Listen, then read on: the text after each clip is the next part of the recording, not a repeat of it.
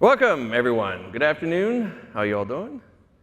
Welcome to Build Scalable Cloud-Native Applications with Kubernetes and Azure Cosmos DB. I'm Mark Brown. I'm a Principal Program Manager on the Cosmos DB team, and I am joined today by Fabiano Fernandez. I'm Principal Engineer, Cloud Architect at Rockwell Automation. Hi, everyone. I'm Pavneet Ahluwalia. I'm a Senior Product Manager with Azure Kubernetes Service. Great. All right, let me give you a quick agenda here. We'll run down what we're going to talk about over the next 45 minutes. Just a quick intro here. That's it. We want to highlight Rockwell Automation and what they've built. So they're going to tell a story about what they've done. We'll then do a deep dive into AKS, talk about resilience and best practices. We'll then flip over to myself, and I'm going to talk about Azure Cosmos DB. We'll share maybe some reference architectures. We may do the demo first and then share those, depending on how we do on time. And then we'll close it out with some key takeaways for you today. OK, so today we're going to talk about building cloud-native applications using Azure Kubernetes Service and Azure Cosmos DB. And as we go through our talk today, you'll see how and why combining these services provides benefits when designing and building applications for the cloud. So customers are increasingly modernizing or even building net new applications, cloud-native applications in Azure. And presumably, you're here because you're either thinking about doing that or you're doing it today. In some cases, users can take these applications and just containerize them and then just deploy them to the cloud. However, in most cases, you're going to want to take this opportunity to leverage newer architectural patterns and gain the benefits of modernizing in the cloud. Doing so makes sense on a couple of levels. Really, just to get key services to market quicker, you want to decompose and do those first. It's also more manageable, so you're going to have a better chance of success. So what are the benefits of moving to or building in cloud-native architectures? Well, a lot of it is why you move to the cloud in the first place. For example, increased developer velocity. Businesses today need to move to their market faster and faster and ship new features and applications. And that means iterating faster at the development cycle and shipping code independently. They want to move to global scale. Companies are looking to expand their footprint across multiple regions. And doing that themselves is expensive in terms of setting both the infrastructure, but also the manpower needed to do so. Cloud makes it easier. Data and AI are eating the world. Business requires massive storage and transaction capabilities. Why? Because you need greater insights. You want machine learning, AI to drive your business and insights. And that is easier and more practical in the cloud. Multi-layered security. The surface area of your security is increasing and getting more and more complex. Cloud, with its built-in technologies and tools, makes it easier to both manage your software supply chain cycle, but also reduces your SecOps loads. High resiliency and availability is nothing new to business. They always have mission-critical applications and need high availability. And this is true for whatever business or vertical you're coming in. You know, aside from all those benefits for just migrating and modernizing the cloud, there's just some really good reasons why you just can't simply lift and shift everything you want into the cloud itself. I mean, first and foremost, you don't own the infrastructure, right? This is all sitting in Azure, or all sitting in the cloud. It's not sitting in a cage or in a colo that you control and manage. The other thing, too, is things are going to fail at any time and for any reason, right? We're taught to think this and know this when we're designing and building applications for the cloud. Relying on things like two-phase commits can result in loss of availability for your entire application, even if it only happens in a small portion of it. Also, by not distributing the responsibility across groups of servers, you're more likely to get single points of failure, and that's also going to reduce your availability. And the other thing is that you can really only scale up so far. To grow, you really need to scale out those applications, and leveraging services like Azure Kubernetes Service and Cosmos DB can help you with that. In short, if you're looking to modernize or build cloud-native applications, you really need to embrace a distributed systems approach to computing. Oh, sorry. So what is distributed computing? It's a way of solving problems by breaking them down into smaller pieces and processing them in parallel on multiple computers connected over a network. This allows for greater scaling capability because you're spanning across multiple machines, which is simply not possible with vertical scale-up architectures. Theoretically, you can have unlimited scale. A good fault tolerance story because there is no single point of failure. and higher availability.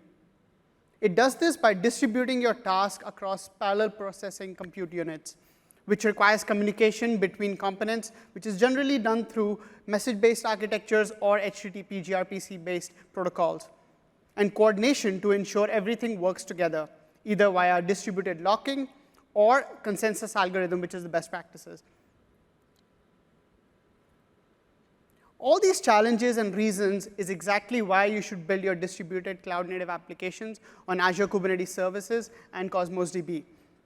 It delivers better performance at scale with built-in intelligent scaling that provides better total cost of ownership. Azure Cosmos DB, for example, offers 99.999% availability SLA and ultra-low latency, whereas AKS also guarantees 99.95% uptime SLA and up to 5,000 node scale. Goes without saying, both services come with built-in enterprise-grade security. And we talked earlier about moving faster and iterating faster with developer velocity. AKS helps you drive 53% efficiency improvement in your IT and dev teams with up to 50% faster development of secure apps through SDKs like Java, .NET, or Node.js. We love building with the community. Hence, both products support the most popular open source projects, like Cosmos DB supports PostgreSQL, MongoDB, and Apache Cassandra, whereas AKS supports most of the open source projects like Istio, Keda, Cilium, either as an add-on or extensive integration. And again, goes without saying, this comes with the best of Azure ecosystem, whether that's monitoring, backup, security, or the Kubernetes app marketplace. OK, so I'd like to introduce Fabiano, and he's from Rockwell Automation. He's going to share with you their story for how they used Azure Kubernetes Service and Azure Cosmos DB to build a cloud-native SaaS solution for their customers. Thanks, Mark. Yep. Hi. Rockwell Automation is a global company leader in industrial automation.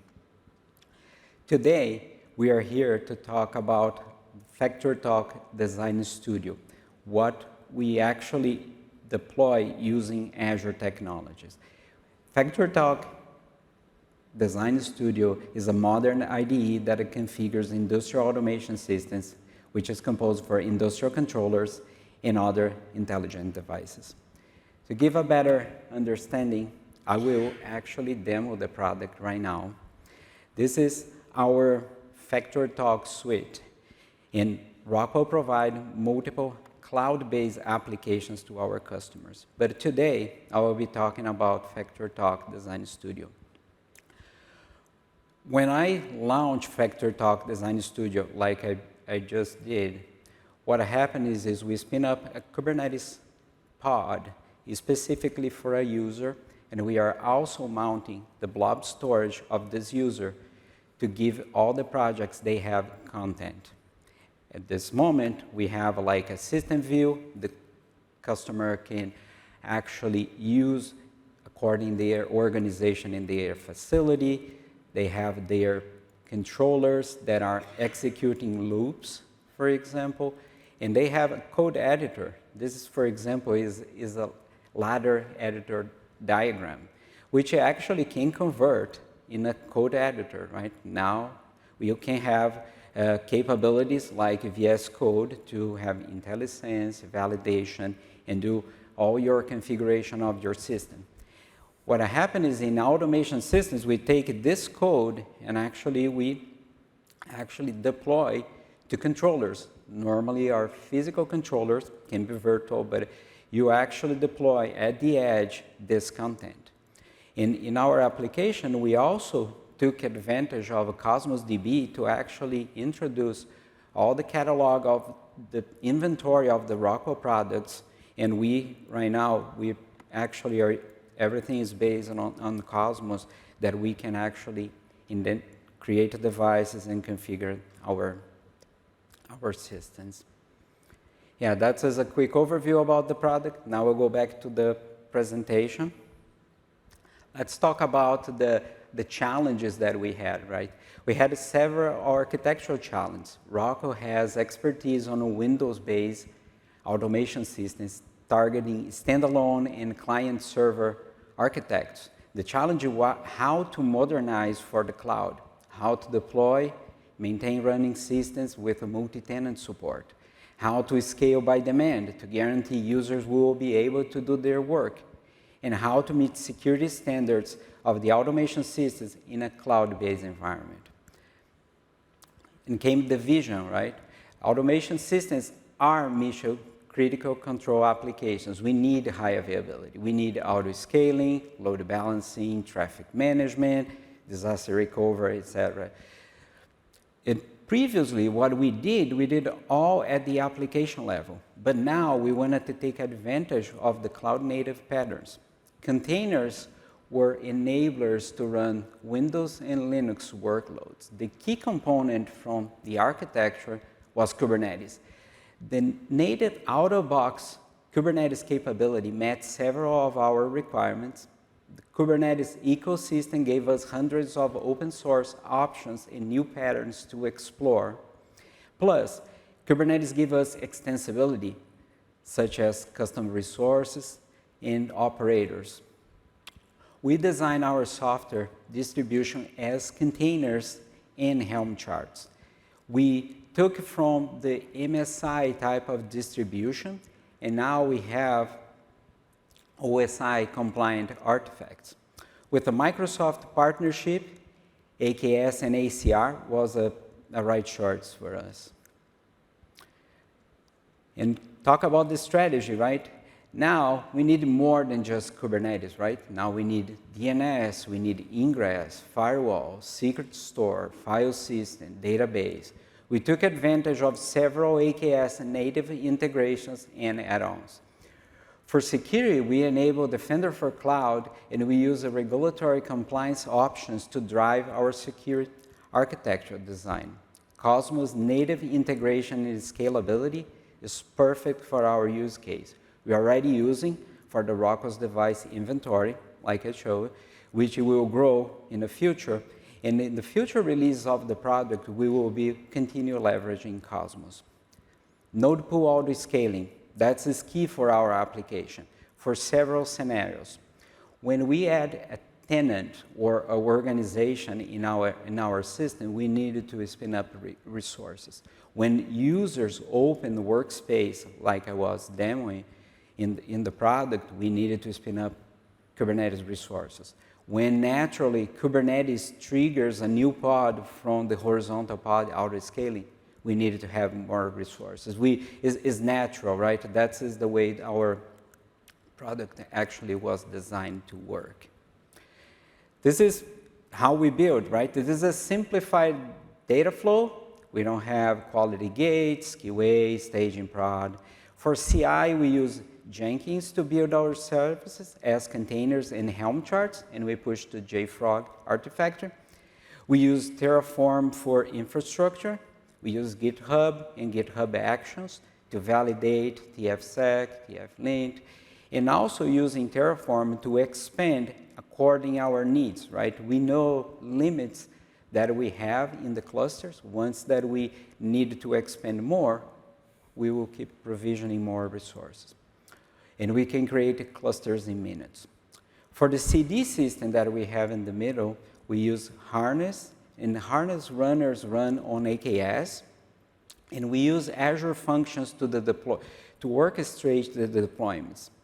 A new product subscription generates an event that goes to the Azure function, which drives the deployment of the tenant or the new user.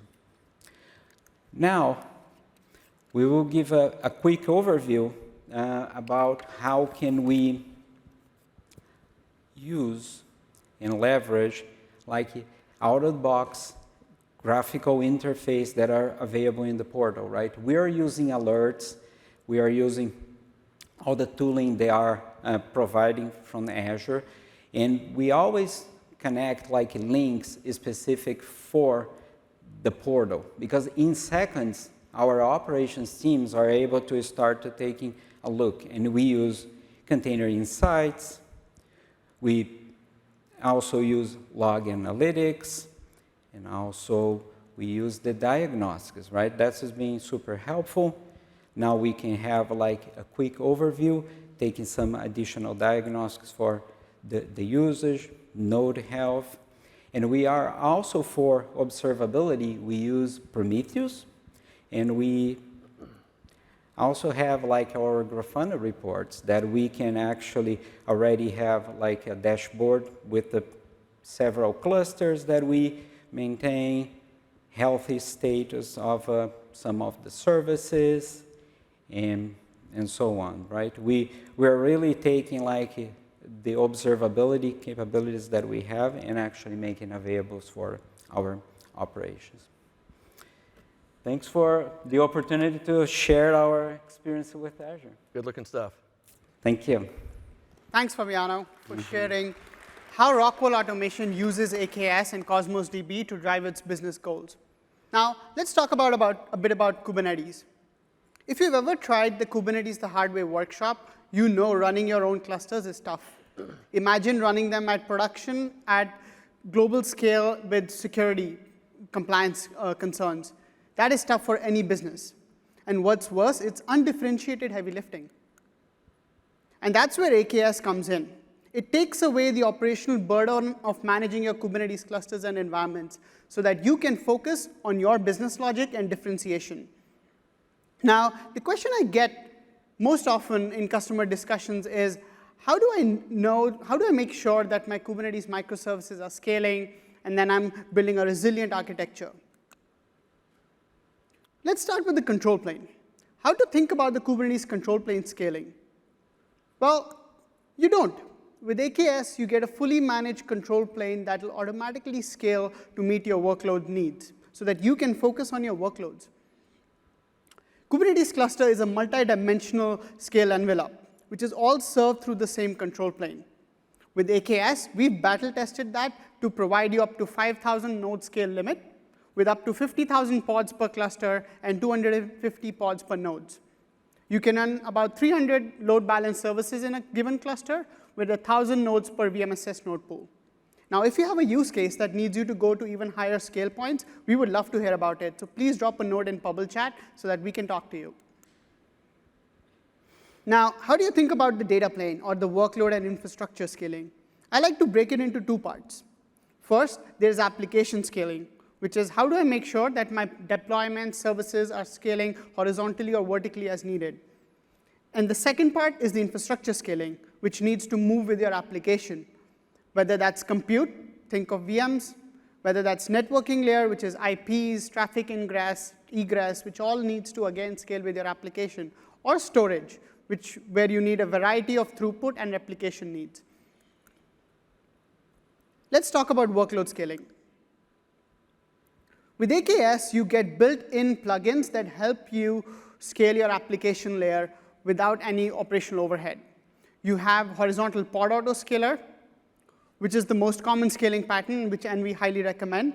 It periodically adjusts the replica pods for your scalable resources, such as deployment or stateful set based on the pod metrics or custom metrics, such as CPU and memory utilizations. We highly recommend using this. You can even club it with Kata, where you have message or event-driven architectures. Kata works in tandem with HPA to control the number of pods needed for your deployment. It is currently a managed add-on in AKS in preview, and you can use up to 50+ scalars with it. We'll actually demonstrate the Cosmos DB external scaler later today. You can also use vertical pod autoscaler, which is also an add-on in public preview today, if your application specifically needs to scale up its CPU or memory resources. Now, another important best practice is to use the scheduler features available to you. Use pod disruption budget to mitigate for voluntary disruptions like upgrades or pod delete. Kubernetes will maintain the minimum number of pods needed for you to keep your application up and running. Use resource request definition. It is very critical because it informs the scheduler decisions on pod placement and how heavy do you want to run a particular node. You should use taints and tolerations, where you have, for example, a specific ingress controller, for example, that needs a lot of resources. You can place it on a dedicated node using taints and tolerations. You can use node selectors and node affinity. If you have a memory-intensive application, place it on a memory-intensive VM using node selectors. Now, let's talk about infrastructure scaling. First and foremost, you should use AKS with availability zones.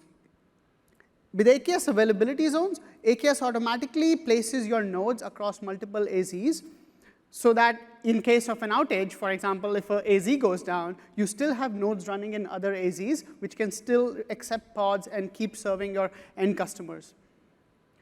I highly recommend you use standard tier with AKS for any production or high-scale workloads. With uptime SLA, or what we now call standard tier, you get a financially backed SLA for 99.95% availability, and you get control plane autoscaling, which ensures that your cluster control plane is meeting your workload's needs. Let's talk about node pool and some of the cluster best practices. We highly recommend that you use cluster autoscaler along with your horizontal pod autoscaler so that you have completely end-to-end hands-off scaling.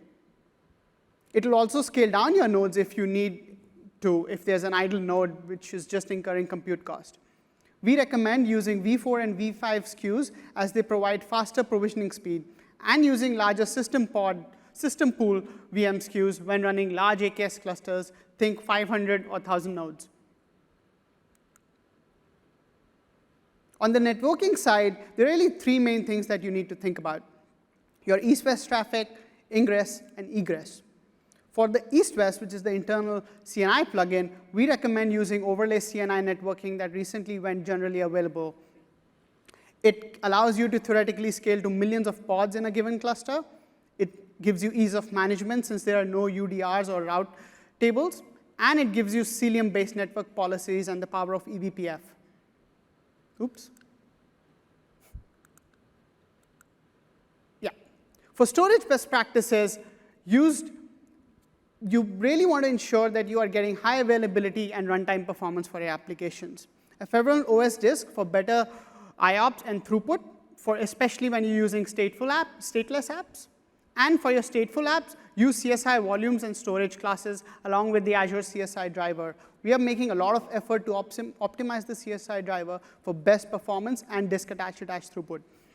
Use zone redundant disks, because they automatically ensure that your data is replicated across 3 AZs, and you don't have to worry about that replication in your application layer. Understand the need of your applications. What throughput and IOPS do you need? And select the performance tiers for your premium SSDs accordingly. Now, we talked about in-cluster, right? Let's talk about multi-cluster. We launched Kubernetes Fleet Manager last year to help customers manage their fleet of clusters that can span hundreds of AKS clusters and enable them to manage their RBAC, workload deployments, and now even change management for multi-cluster scenarios. Kubernetes Fleet Manager makes your multi-cluster management and deployment experience easy, whether that is deploying your application across multiple regions or domain boundaries, or scaling your Kubernetes services across multiple clusters spanning multiple regions. You can do that all using the Fleet Manager that we launched last year. And today, we are happy to announce that Fleet Multi-Cluster Update is now public preview. It coordinates updates across multiple clusters in a controlled manner. So think dev test, staging, production, and allows you to roll Kubernetes upgrades across the entire fleet in a stage ring fence approach. This simplifies your change management across your Kubernetes fleet and makes it easy to treat your Kubernetes clusters as cattle rather than pets. OK. Thank you, Pavneet. So let's double click on Azure Cosmos DB in building distributed applications in Azure. So as Pavneet was showing you in his slides, you want to deploy in regions that are going to be close to your customers, whether that's a store or whatever. I mean, putting compute close to users is good. Putting your data closer to users is even better. This actually will drastically reduce the latency and will, of course, improve performance. In workloads where users are spread over large distances, the speed of light can actually become a factor. So co-locating that data closer to your users is actually going to have a huge benefit in performance for you. Cosmos can also keep all of your data secure. You can deploy it within a VNet and then use private endpoints in a subnet for all of your data access. This means no public endpoints for all of your data. Everything is secure from the front end and AKS all the way through to the back end and then back out again. Properly configured NSG policies is also going to help reduce the chances of any data exfiltration as well. So properly architected cloud-native solution using AKS and Cosmos, you're going to have VNet infrastructure in there as well. Cosmos is a great choice for customers that want to start small or where access is infrequent. Our serverless offering only bills you for what you use. This is also a great way to do dev test. You don't have to think about provisioning throughput or doing any capacity planning. Just go ahead, provision and go. Of course, Cosmos is great at handling data volumes at massive volumes as well. Cosmos is unique in that the way it's designed is to scale out horizontally, or what we call like partitions in there. And this has some advantages. First of all, by scaling out, you fundamentally get infinite storage capacity within there, right? And then also, because each of these partitions is itself its own little computer, you also get unlimited throughput as well as you scale out over this. It's important to understand, and I want to make sure you understand this. The Cosmos' architecture means your database can scale from, say, a kilobyte to petabytes in size, and you're still going to get that single-digit latency. This is generally not something you're going to get with any other database, and in fact, Cosmos is the only database in Azure that's going to provide an SLA on latency, and that's going to be less than 10 milliseconds at P99. Another aspect to this design is a high degree of elasticity. What this means is that Cosmos is designed to be able to handle loads that can go from very small to extremely large and do it in a short period of time. In fact, it can handle that change nearly instantaneously. Cosmos DB's autoscale feature allows applications to handle any amount of request traffic. The service will scale up on demand as needed and then scale back down again. Other database services can require hours or even days to scale back down after a scale-up event. Cosmos will scale down instantly and will only bill you for the maximum amount of throughput within that hour. Now, this is going to allow you to definitely manage costs better when you have unexpected scale-out events. At Build 2023 this week, we actually announced general availability for 2 key features related to throughput for Azure Cosmos DB. Burst capacity will allow you to accrue unused throughput or idle throughput over a period of 5 minutes or 300 seconds. And then you can apply that in a short burst. Now, this is great because it allows your applications to avoid rate limiting when you have unexpected scale-out or unexpected load on your applications. This allows them to perform as expected. Hierarchical partitioning allows you to partition your data using 3 layers of partition keys. Now, this is great for customers that may be using, say, synthetic keys where they're trying to achieve higher levels of cardinality for their data. It's also really fantastic for customers that are looking to build, say, multi-tenant applications where you may have like a tenant ID and then like a user ID or a department ID, some hierarchy or natural hierarchy of data within there that allows you to basically grow that data beyond the 20 gig limit and apply greater throughput to it.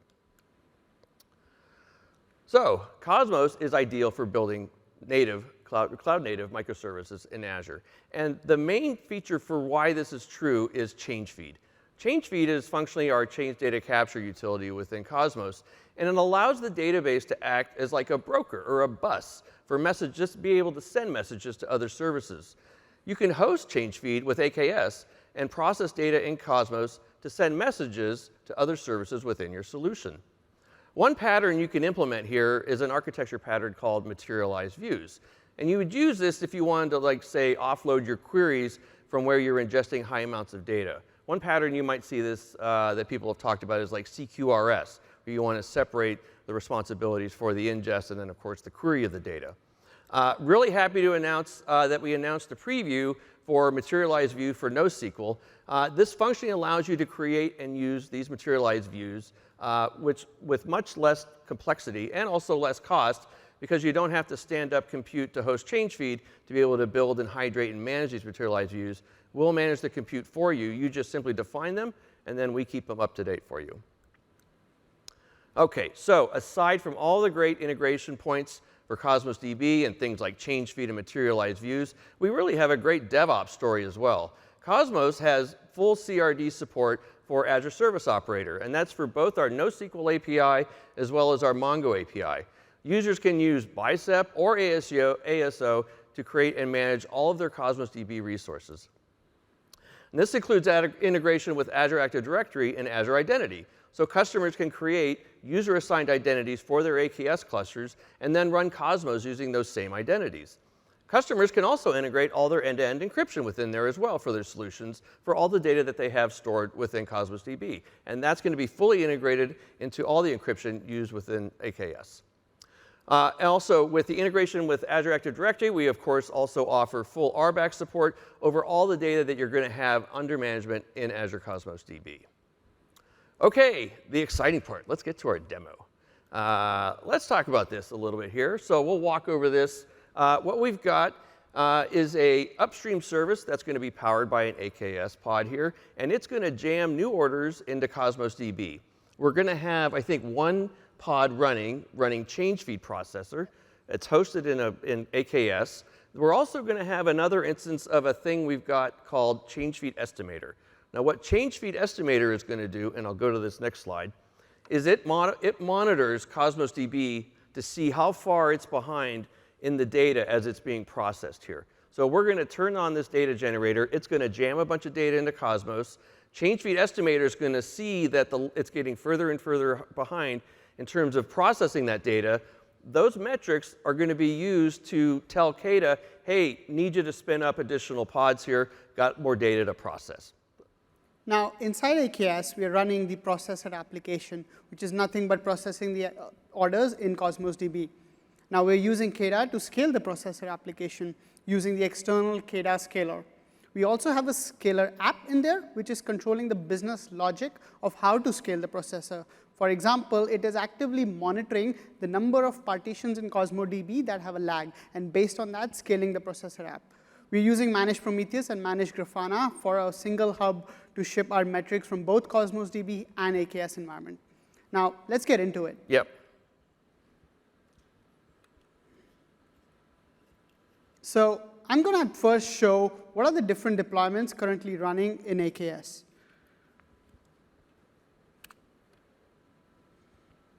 So as you can see, in our application namespace, we have the processor, scaler. This is the order generator. And we're going to use the multi-partition order generator to push throughput to all the partitions. Let's actually do that right now.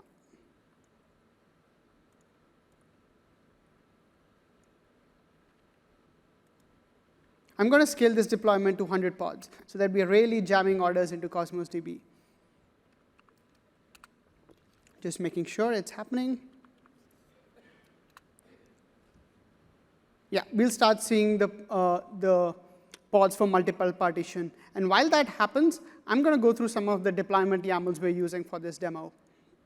First, let's look at the order generator. Here, we are just using this is the original one, which has one replica. We're using our container, and we're basically using the image from ACR. These parameters control how many orders it's going to push through and how long it's going to stay up. And then this is the endpoint in the Cosmos DB where it's pushing the orders into. Now, this is the scalar deployment, which is where our logic sits, right, on how to scale the processor. Now, this is basically creating a service on port 4050, which is what the external Kata scaler is listening to determine how to scale the processor app. The order processor is just an ordinary deployment replica set, which is running to begin with one and then several replicas of the processor application. Let's go back to our original deployments and see what's happening inside the cluster. Close your YAMLs. Yeah. I'm going to close all the YAMLs so that I can see my actual calls. Cool. So let's just do a get deployment to see if our order generator has scaled up. Yep, you can see.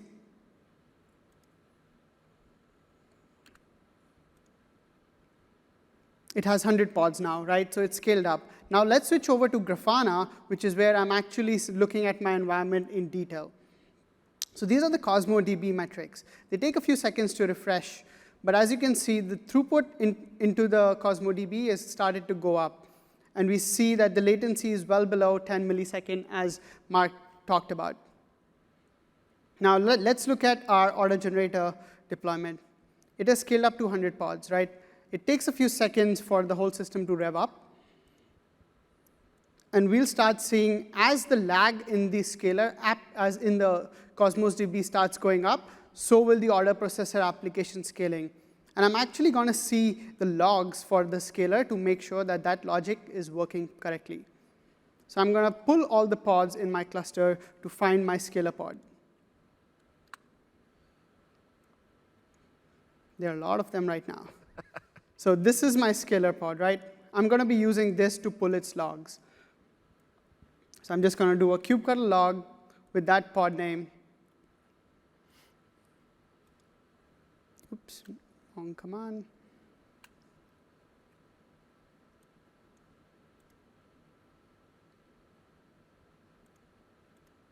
Yep, let's plug in that pod name.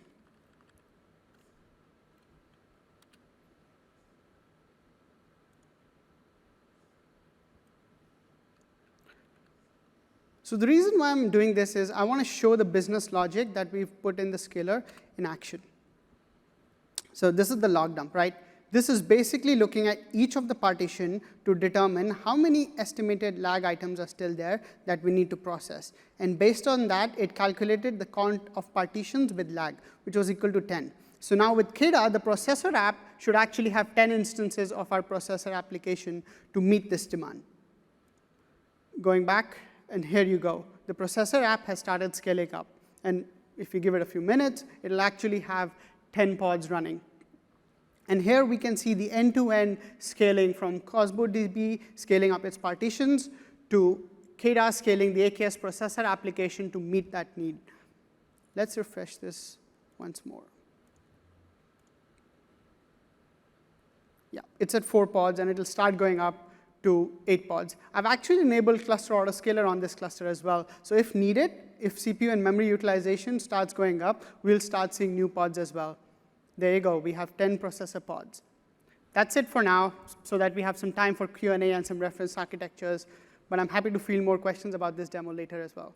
Let's go back to the presentation.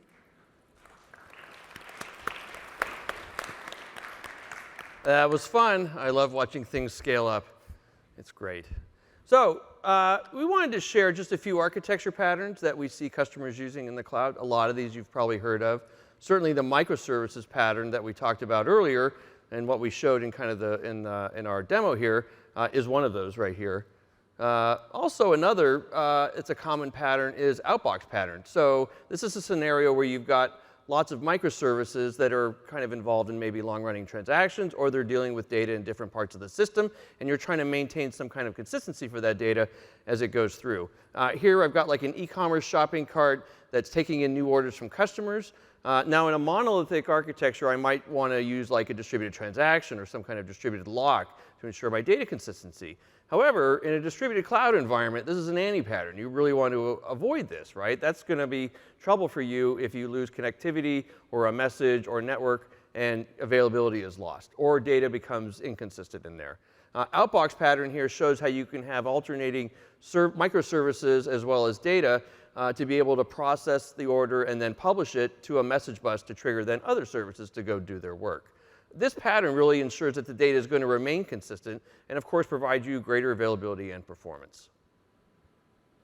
CQRS, the command and query responsibility segregation pattern, is an architecture that is used when you need separate writes and from reads. So you basically have two Cosmos DB, one which is where the end user is writing the orders to, and basically it's moving the data to materialized view, which is where other applications can query from and get their low latency for reads.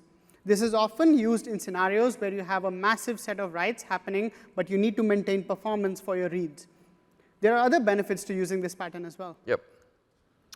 Another scenario that both Pavneet and I kind of touched upon earlier is this idea of multi-region deployments. I mean, here the benefits are really clear, right? Like services that are going to be deployed in this manner are going to reduce the latency for users, right? You're getting the app and the data closer to your users. Your requests are going to complete faster.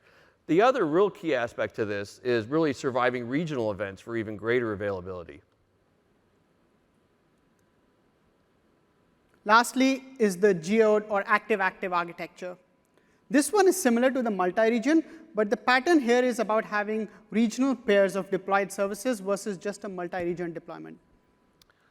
All right, well, let's wrap up here. What do you say? Well, we talked about how AKS with Cosmos DB helps you deliver the best cloud-native architectures, from enabling intelligent scaling at global scale to building your application faster through SDKs and manage built-in best practices, allowing you to leverage a vast community of open source products and the best of Azure. Well, we hope we've showed you why you want to use AKS and Cosmos DB to build your cloud-native applications in Azure. You really can start small with serverless and then grow to any size you want to grow. It's theoretically infinite because you're dealing with a scale-out architecture rather than a scale-up. Want to close? Sure. AKS and Azure Cosmos DB is the best way to build your cloud-native architectures, part of which we demonstrated today. We would love your feedback, so feel free to throw any questions. Yep. That's it for our presentation. We'll take questions from the audience or from folks online. Thank you.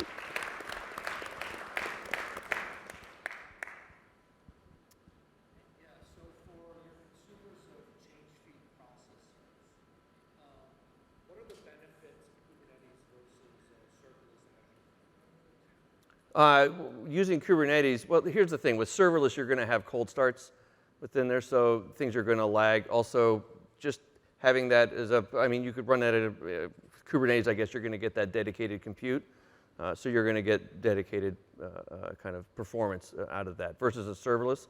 I wouldn't use a serverless in an architecture where it was mission critical, if you would. I would use it if I was trying to save money. I mean, they're kind of at odds with each other, serverless versus having dedicated compute behind something there.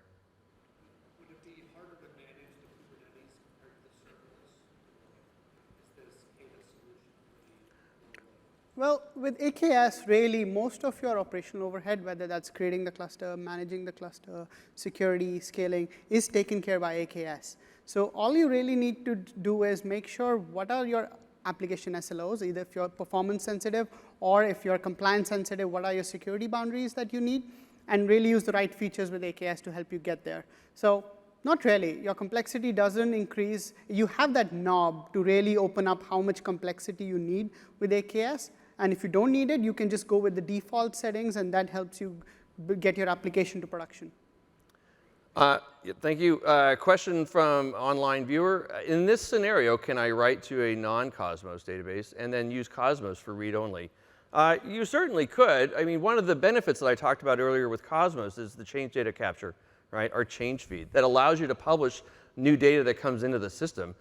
Because Cosmos is scale out, you can ingest massive amounts of data. Cosmos will just happily keep ingesting that because we just keep adding partitions to your database to ingest that data. You add more pods with an AKS to continue to process that data, and your system can continue to grow. You can do this if you wanted to write data into, say, another database, but you're going to need a way to get it into Cosmos at some point if that's what you're going to use for your operational data store.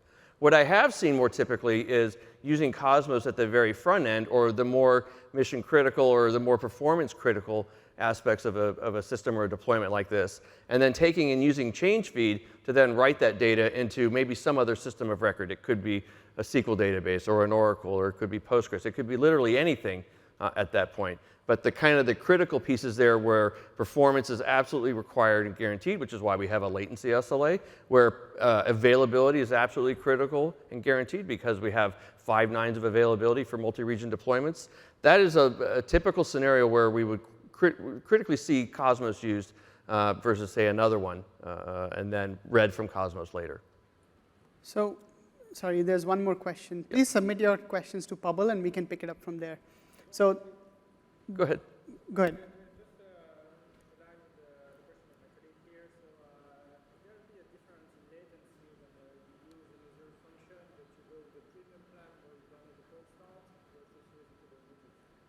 So the question is there latency difference between using Azure Functions? Is that for hosting change feeds, you mean?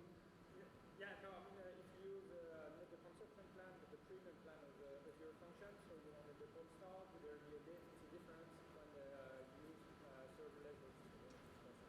I think the question was, and we're going to lose our online, sorry folks, thank you. I think if I understand, the latency difference between using Azure Functions versus using AKS for hosting. I don't think. So I think I can take that. Yeah.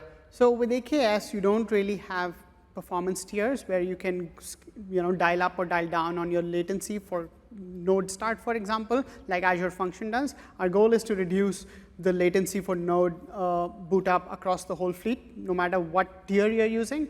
So you don't need to think about that with AKS. Now, if your app has specific latency SLO, it really depends what you're optimizing for. Are you optimizing for cost or are you optimizing for latency, right? Because you can have VMs running in AKS and your application will boot in seconds, but that might not be the case with cold start with Azure Functions. One last question, and then we got to wrap it up. So how about container apps with Cosmos? Sure, absolutely.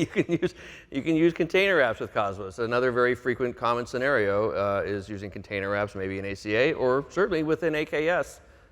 It's just putting together, and what this talk was about was really talking to you about how to put the best compute and the best database together to build these distributed cloud-native applications in Azure. And I hope we were able to do that for you all here today.